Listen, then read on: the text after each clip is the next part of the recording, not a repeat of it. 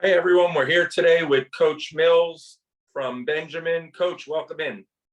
Hey, thanks, man. Appreciate you having me. So let's start off here. You kind of been low key the last couple of years. You resurfaced this season at Benjamin. You took over that program. Tell me how that process played out a little bit. Yeah, so it was interesting. I was at Oxbridge for 7 years. Really happy there. Um, my Oxbridge experience in the 7 years, great people, great kids. We struggled a little bit with getting enough kids in to fill the program at times, and we never were able to get that facility on campus or around campus for us to play on every day. So I wasn't saying I was out looking for an opportunity, but Coach Ryan Smith called and said, "Hey, we're looking for a new baseball coach," and I was absolutely open to the opportunity. And it's been a fabulous transition. Kind of fell into a really good roster, which doesn't hurt. And the folks at Benjamin have been great, and we have a fabulous facility. So all the things that I didn't necessarily have at Oxbridge, I really do have at Benjamin. So you went from Oxbridge, where you kept them competitive, and you guys were playing competitive baseball. And now you're at Benjamin, like you mentioned, and you currently have the #1 team in our rankings in Palm Beach, number 11 in the state, loaded with talent. What's it like being part of something special like this that's going on in your first year? Well, I don't look at it a whole lot different than, my years at Oxbridge. It's very much the same. I don't coach these kids any differently. I treat everybody the same. It's just, I've got a very deep roster, which is very rare, especially with the private schools. And I've been able to create some relationships with these kids. They're buying into our way of playing the game, and I think that's been the difference. We do have a lot of talent, but that doesn't necessarily win baseball games every day. They've got to play as a team. They've got to believe in each other. They've got to buy into what the coaches are teaching them, and that's been the process. And when I came into the situation in the fall with Benjamin, it was really just start building relationships with the kids and letting them know who I am, and kind of earning respect both ways. Them earning my respect and me earning theirs. And I think we're getting pretty close to everybody really buying in and playing really good baseball.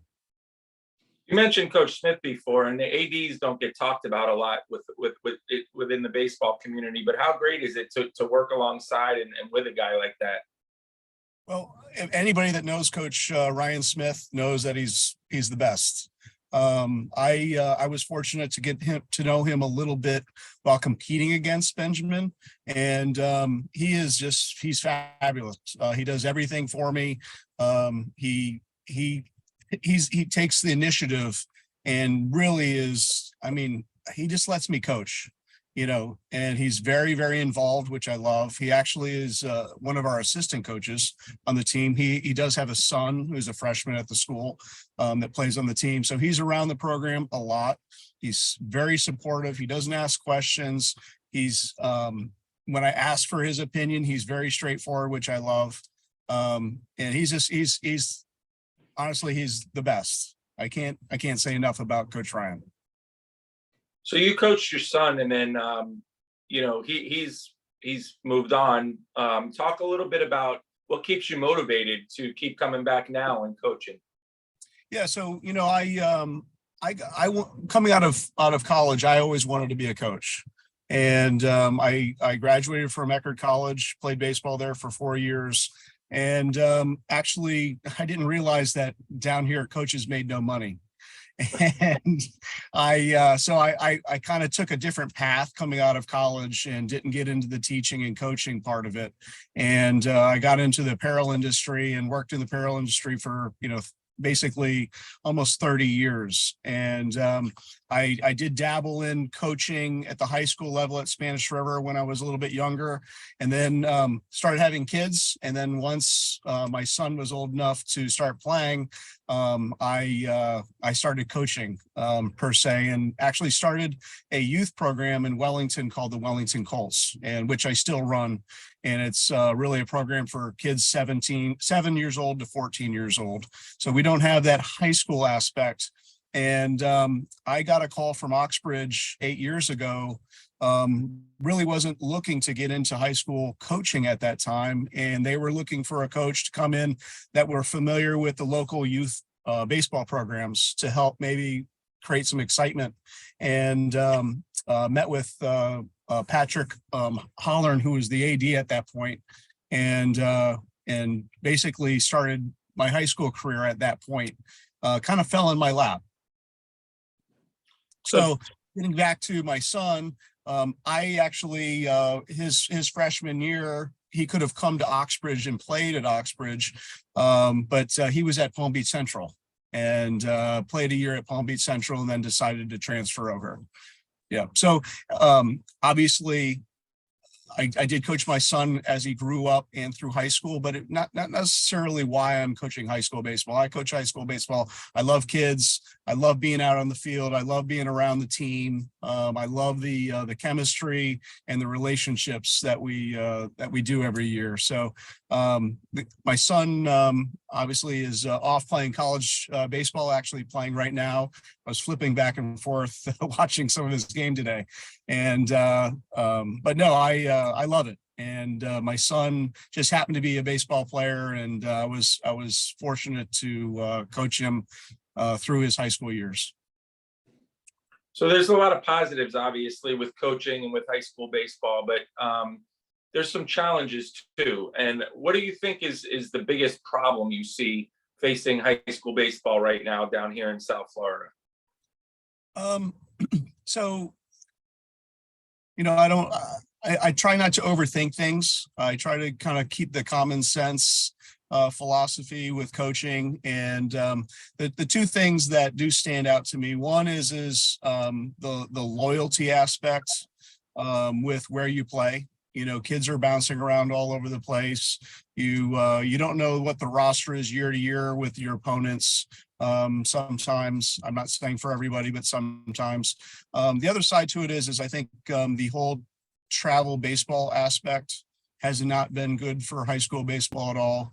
The travel the travel high school aspect has become more important to the kids than the high school baseball aspect has, and it's a bad thing.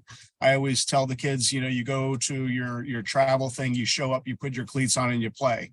You're playing for yourself. You're not playing as a team. You're not playing baseball. You're going out there and you're showcasing yourself, which is why they call it showcase baseball.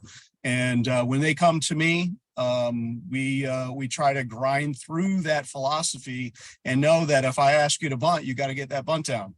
They're not asked to do that in the summers, and you got to be a very unselfish player at the high school level. It's a team event, and it's truly the only team event that they will play in a year, because once they leave us, they go back to the travel scene, and I get it. But it's not the right baseball. And I think those are the two big things that I think are the problem right now and in the high school world. Sure. If you weren't coaching, what would you be doing with your free time? I love golf. I'm actually I've been caddying in the mornings before practices and games, which I love. It's my first season doing it. So I do a lot of that. I'd be playing golf a lot. I love sports, all sports. I'll be watching FAU in Miami tonight. Won't miss that. And love college football. So those are the things that will occupy my time. There's a lot of great coaches here in Palm Beach County. Give me one or two that you've looked up to or that have kind of mentored you through the years.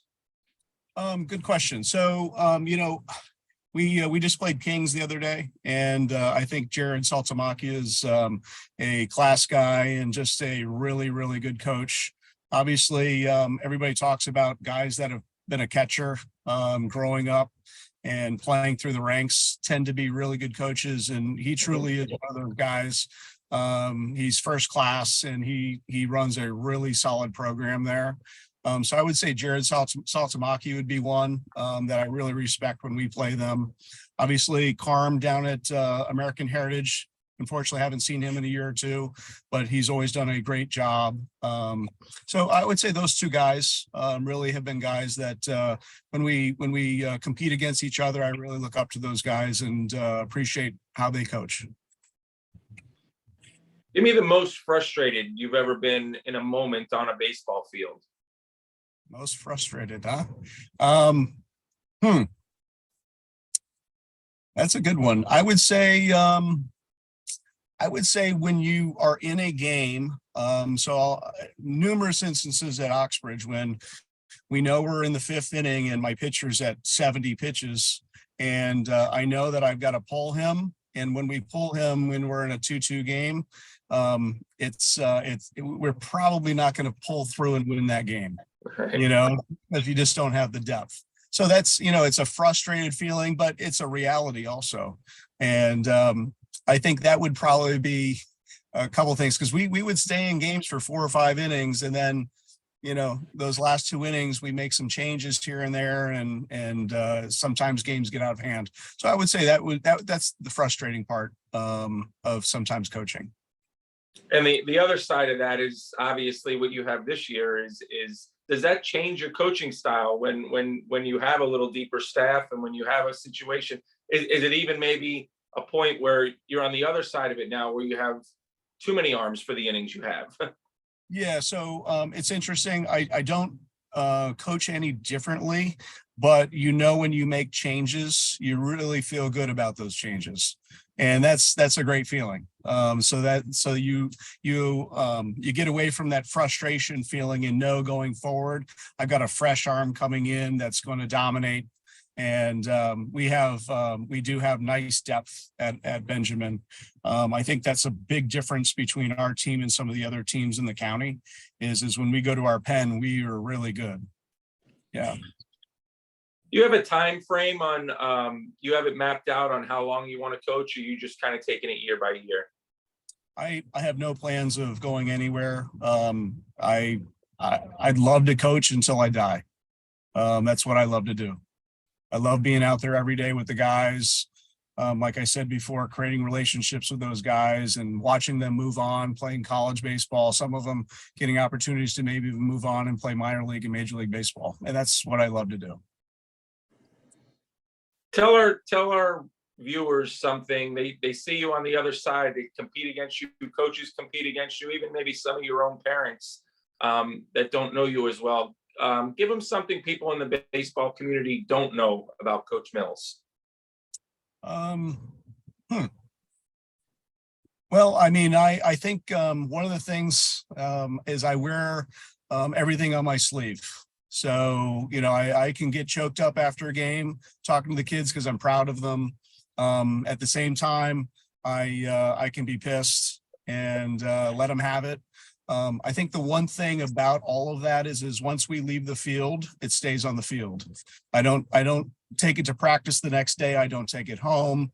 I would think that would be the one thing that most people don't know is I'm able to create those relationships with those boys, and whether love them or let them have it that day. Once we leave that field, it stays at the field, and I'm good moving forward. All right, we're going to switch gears a little bit. We're going to do some word association. I'll give you a word or a few words, and you just give me the first thing that comes to your mind when I say it. Okay. Ultimate happiness.